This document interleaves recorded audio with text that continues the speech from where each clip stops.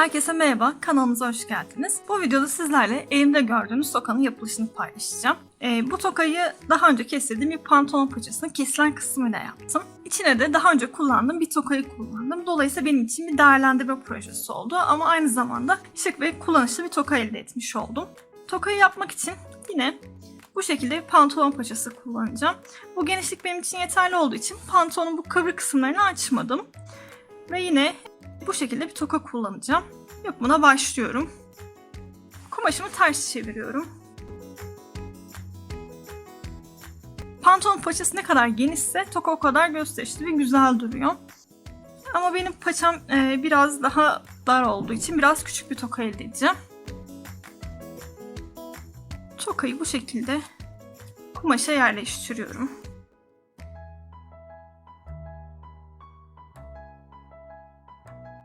Sonra bu kısmı şu şekilde birbirine ikiye gelecek şekilde katlıyorum. Tabii bu kesilen kısımlarda atma yapma ihtimali olduğu için bunu bu şekilde biraz içine kıvırarak diğer kısımla birleştireceğim ve dikeceğim. Dikiş için herhangi bir dikiş makinesi vesaire kullanmayacağım. Zaten çok küçük bir alan ve kolaylıkla elde de dikebilirim. Şu şekilde önce dikeceğim yerleri iğneliyorum. Kıvırarak. Böylece dikişi daha kolay bir şekilde yapabileceğim. Yine bu kısımda da benzer şekilde kıvırıp karşılıklı iğneliyorum.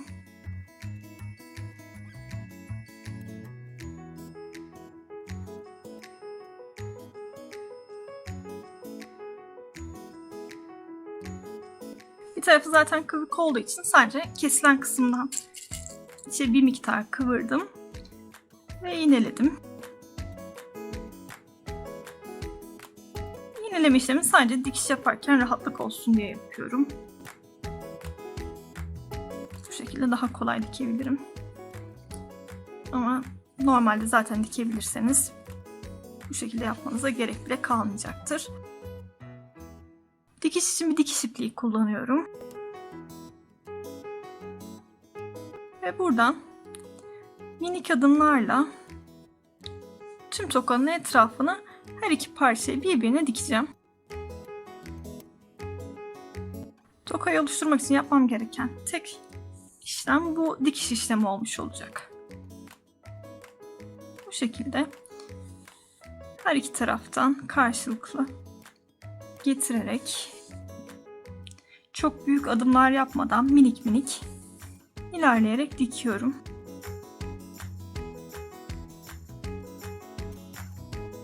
Böyle bir çalışmayla %100 çöpe gidecek bu pantolon paçasından kesilen kısmı değerlendirmiş olacağım. Bu tarz tokalar da oldukça kullanışlı oluyorlar.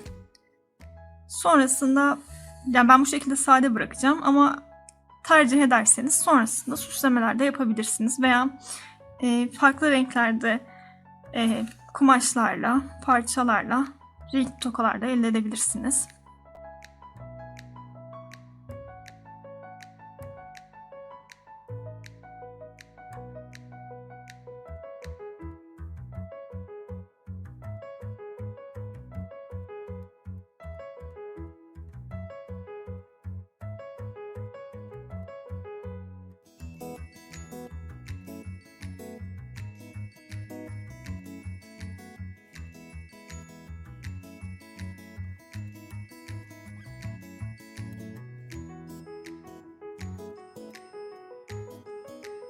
Dikiş adımlarını küçük yapıyorum.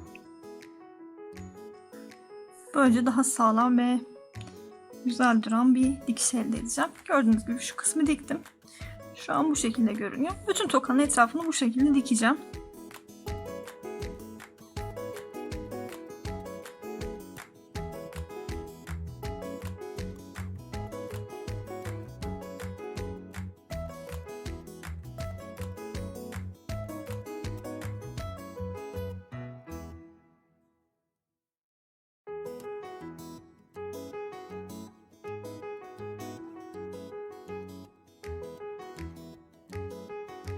Bu kısımları isterseniz iğneledikten sonra makineye de dikebilirsiniz. O şekilde de çok pratik olacaktır. Ama ben bu kadar küçük bir dikiş için makineyi çıkarmak istemedim. O yüzden elimle dikmeyi tercih ettim.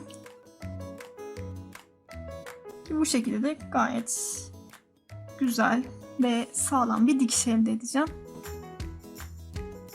Yani dikiş makinesi olmayan ya da dikiş dikmeyi bilmeyen insanların da çok rahatlıkla yapabileceği bir toka.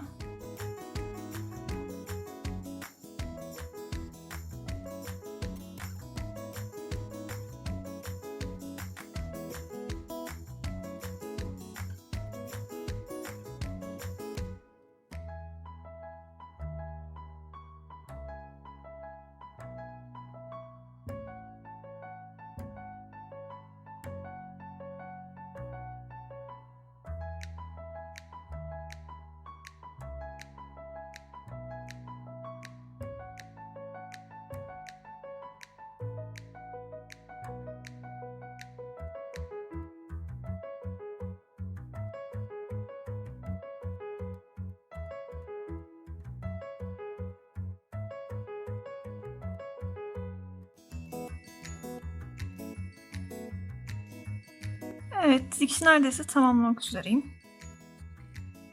Gördüğünüz gibi çok hızlı bir şekilde tokayı tamamlıyorum.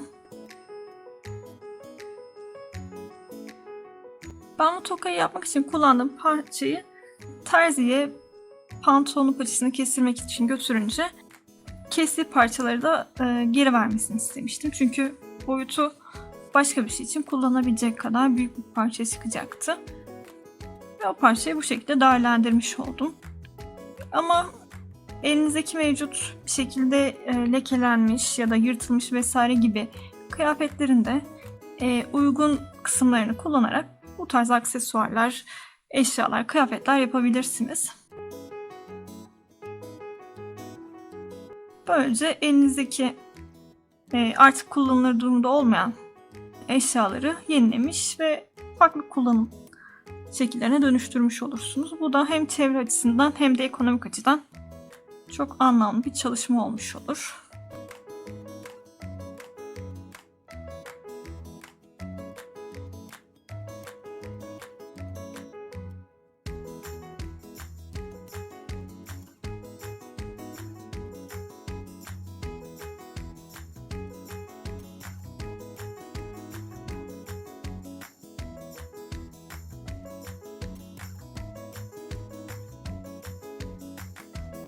Ben bu kısmı diktikten sonra tokayı tamamlayacağım. Ama daha farklı görünümler elde etmek ya da biraz daha renklendirmek isterseniz sonrasında bu dikiş yaptığımız kısımlardan renkli pomponlar vesaire dikebilirsiniz veya çeşitli süslemeler yapabilirsiniz. Ya da üzerine pul, boncuk vesaire gibi şeyler de işleyerek farklılaştırabilirsiniz. Özellikle çocuklar için bu tarz versiyonlarını yapabilirsiniz. Onlar da çok beğeneceklerdir.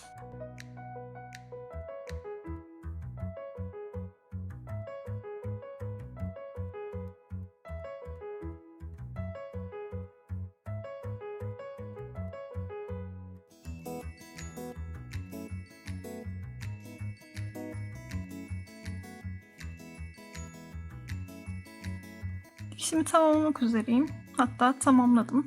Son birkaç adımda birkaç tane bağlama yaparak sağlamlaştırmak için ilerliyorum. Birkaç sıra daha gideceğim.